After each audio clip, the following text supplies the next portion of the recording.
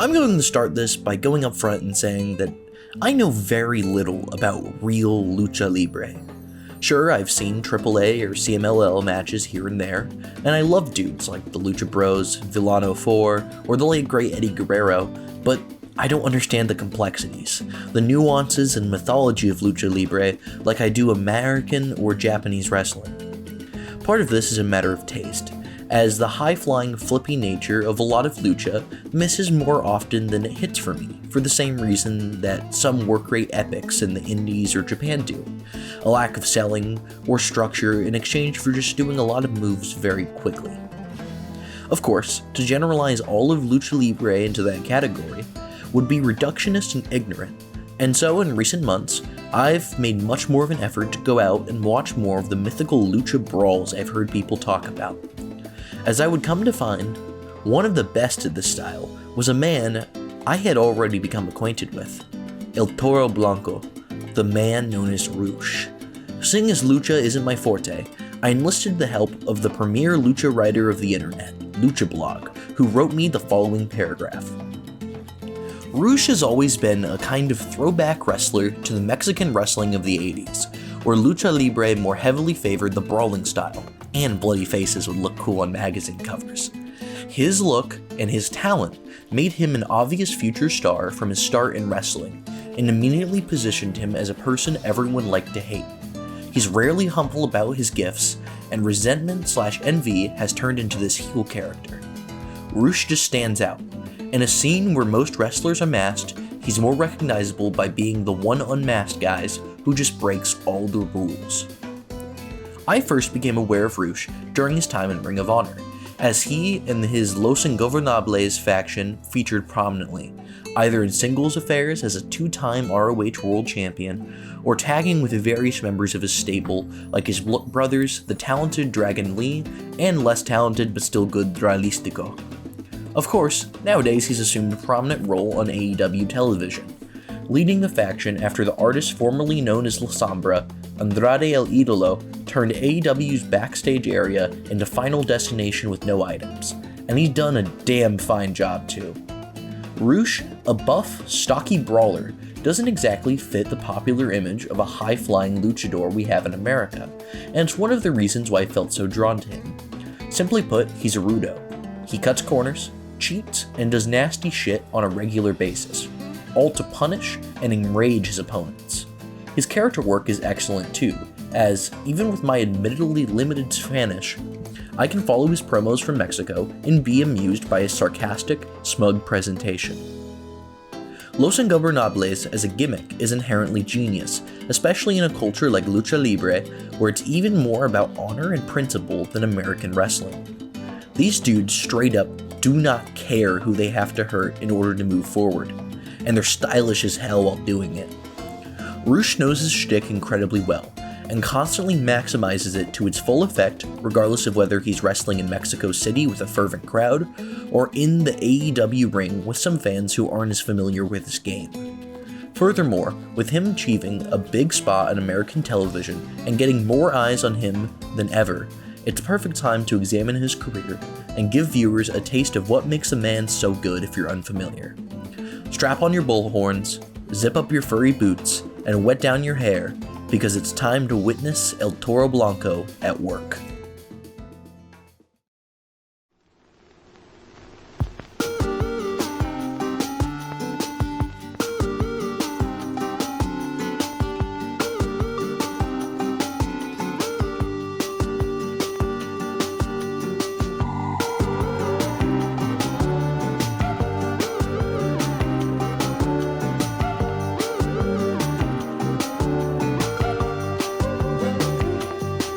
Till the light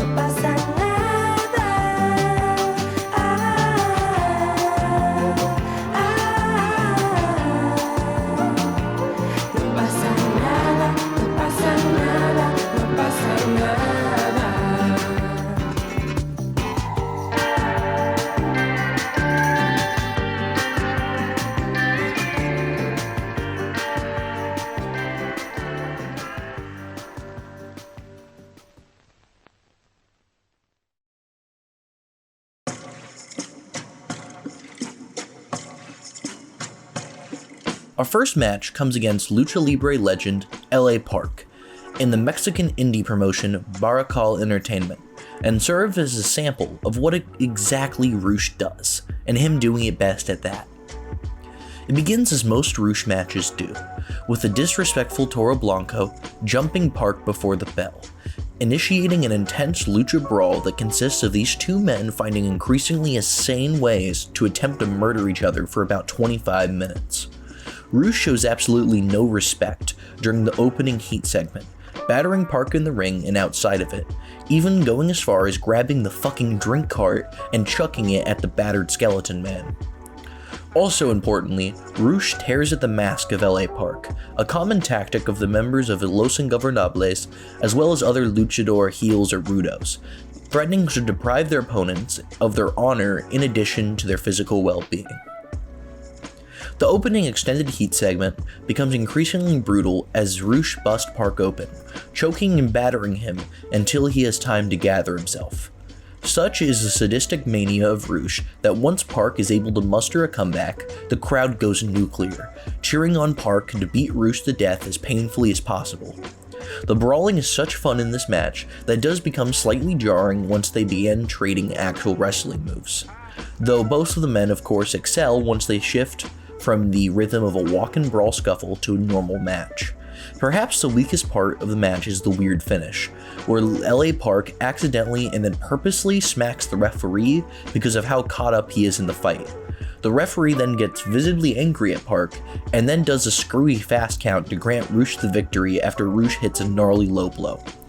I don't like it at all, but it at least plays into the idea that Roush got under LA Park's skin enough to drive him to foolish actions. It's by no means a perfect match due to the sloppiness of some of the moves and the nonsensical finish, but it is an example of Roush being an amazing heel and lucha brawler, getting great heat from the audience over the course of the match. El Toro Blanco is an absolute bastard in this one, as he is almost all of the time, but here he has the time and the real estate to be truly brutal and despicable. It's super fun and worthwhile watch if you want to have a good half an hour or so. 4.25 stars from me.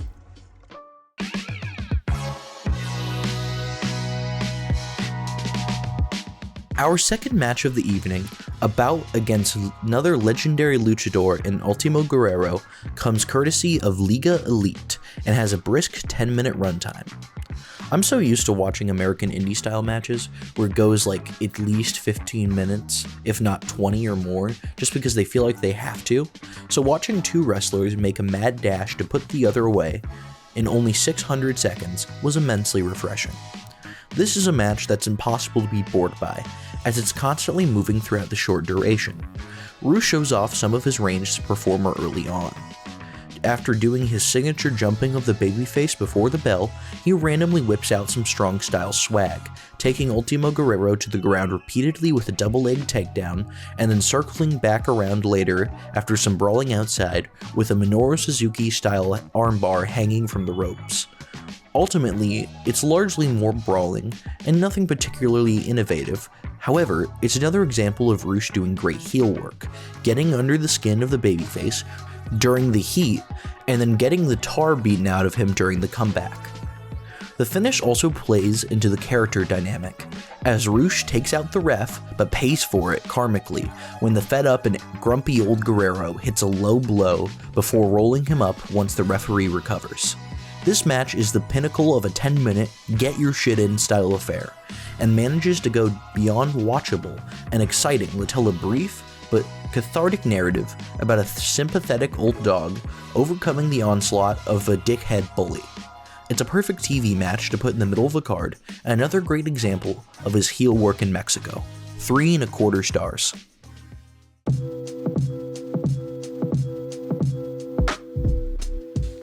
This ROH World Title match is incredibly fun, prime example of how slept on Ring of Honor has been in the early 2020s, and also a showcase of two of the best luchadors to ever cross over onto the American scene in recent years.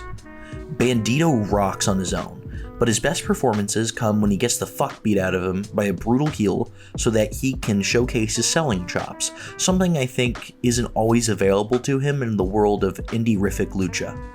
Furthermore, this match has a great story behind it, as Bandido failed once before to dethrone Rouge as ROH World Champion, and now with La Faction Ingobernable running rampant across Ring of Honor, the company wants Rouge as a champion gone so badly in storyline that they're refusing to disqualify him throughout the match, preventing him from retaining due to bullshit, and ensuring a beatdown of epic proportion ensues.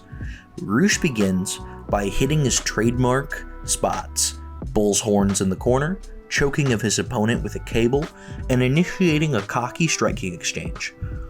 All this heat leads to some great tension, as Bandido begins to fight his way back into the match, with the table spot being particularly brutal.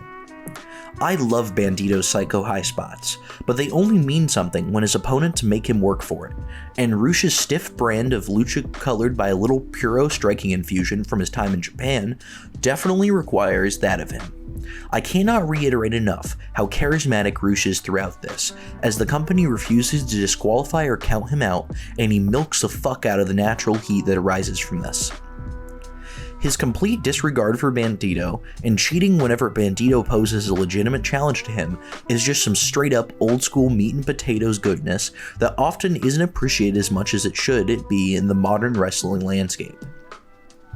Rouge dragging Bandido by the mask and stomping him was particularly visceral to me, and the overall cruelty displayed by El Toro Blanco here is delicious.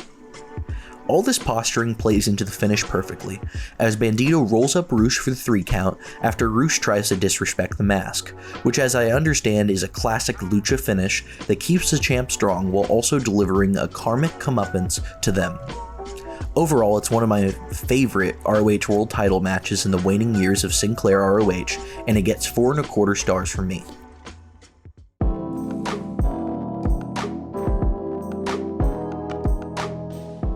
Nobody hits you harder than your brother.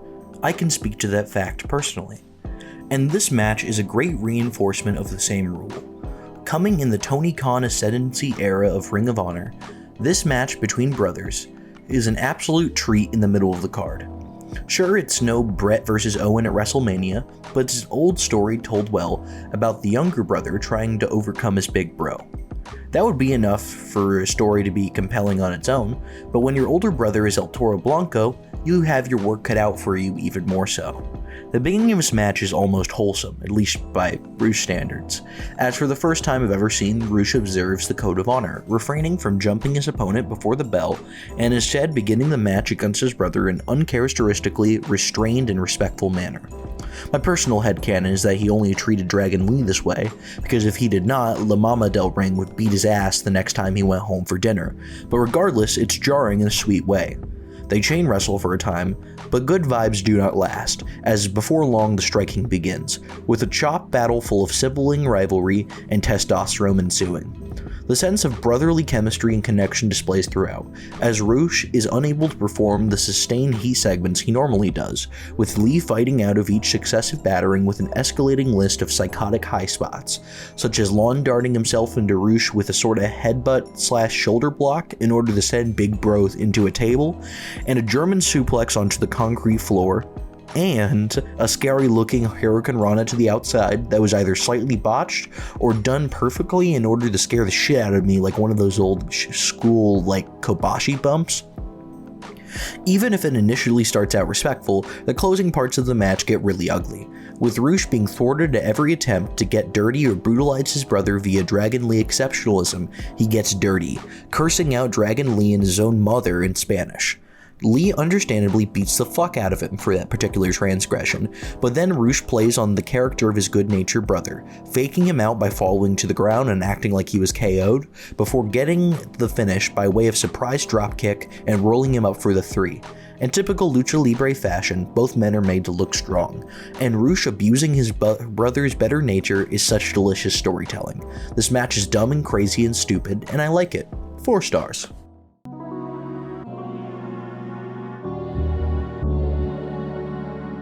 This next match might start a sort of tradition with these videos. This video is the second 5-match primer I've made, and I'm 2 for 2 for featuring a match that involves the video subject against the GOAT himself, Bryan Danielson. This match and the episode of Dynamite it comes from are really everything I love about professional wrestling condensed into a short period of time. This match comes in the midst of Maxwell Jacob Friedman and Dragon's feud that led to the excellent Iron Man match at Revolution, as MJF sent various hired guns after Dragon in order to damage him before their encounter, including of course my beloved Timothy Thatcher. Earlier in the night, Max had beaten Konosuke Takeshita in a title eliminator bout before assaulting him violently after it ended. Takeshita was taken by Dragon to the back for medical attention, and Danielson was still back there while Roush was making his entrance to the ring. Jose, the assistant, locks the door on them, and so Danielson has to break down the door, and makes it to the ring to answer a 10 count to avoid losing the match. The reason I summarize this context is to illustrate how much hype and dramatic stakes this match had around it, aided by the white-hot El Paso crowd. Rouge takes advantage of Danielson's frantic scurry to the ring by beginning his trademark extended early heat segment, but this time turned up to the degree of violence that borders on making me uncomfortable, without making me turning it off. The line truly great art can tiptoe elegantly. El Toro Blanco batters Dragon in the ring, before flinging him to the outside with a truly sickening belly-to-belly that busts him wide open. The longer his assault goes on, the more uncomfortable it gets, and before long Danielson is a bloody mess barely clinging to any semblance of a defense against Roush. A glimmer of hope emerges, however, once Danielson attempts a slick label lock after the action makes it back into the ring. He slowly works his way back into the fight, going strike for strike and putting the kind of heat on his moves that makes me wince just watching it. After a knockdown drag-out bloodbath, Dragon wins with the running knee. Even though it was the expected result, the path to get there was gorgeous ultra-violence. What I love about this match, and how it's a credit to Roush, is the fact that the match bucks the standards of modern Danielson matches. There was almost zero mat work, and the brawl much more resembles a Southern Territory wrestling contest than it does an ROH indie epic. Roush really pulls the fire out of the Dragon, in a way not every opponent can in a random TV match, with his stiffness and sadism really making the inevitable comeback worthwhile. It's messy and borders on uncooperative at times, but that's kind of the beauty. Roush is chaos and disruption, and he lives to fuck up your day. Danielson only wins after playing by Roush's rules and returning fire. The whole affair is a labor of love, and completely blew me away by being an Attitude-Era brawl instead of an ROH work rate match. This is what I want out of wrestling, and Roush is an integral part of it. 4.5 stars.